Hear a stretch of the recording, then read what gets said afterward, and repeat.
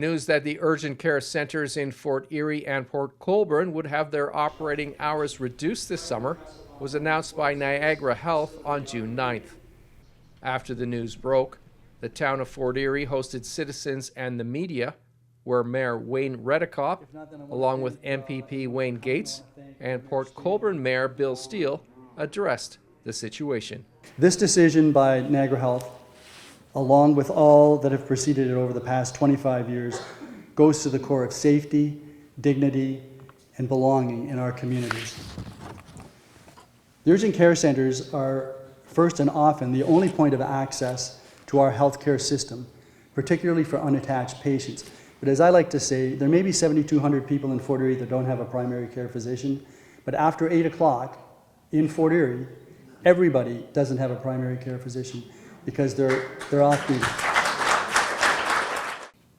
So what do we want? In Fort Erie, and I know that Mayor Steele will provide his own commentary, we want accountability and transparency from Niagara Health and appropriate oversight by the provincial government. We want an immediate reversal of the decision to further reduce the hours of operation of our urgent care centers.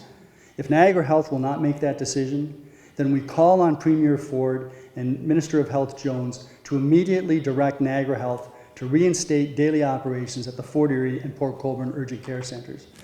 Our local doctors to provide whatever assistance they can in light of the physician shortages in our UCCs. We want the public to write or send messages to Niagara Health, the Minister of Health, the Premier, demanding that our urgent care centers remain open 7 days a week, especially during the summer months, to ensure equitable access to health care for our residents and to protect the safety of our communities. We're not second-class citizens here in Niagara, and we shouldn't be treated as such. We want Niagara Health to reconsider its current 3-hospital plan, and we want Niagara Health to accept that we are valuable partners that can be relied upon if they choose to consult us, listen to our concerns, and treat our communities with the respect that we deserve. For many of our residents, the urgent care center isn't just an option. It's their only accessible point of care at this time.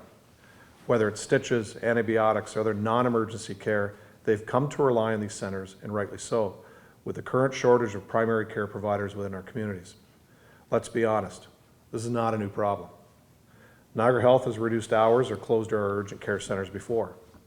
We have heard the reasons, we have listened to the explanations, we have continued to work collaboratively through the challenges. I understand that the healthcare system is facing enormous pressures across Ontario and quite frankly across the country. I'm not here to pretend there are easy answers, but I am here to say something has to change. I won't tell Niagara Health how to run a hospital network. That's not my job, and I know it's a complex system with real constraints.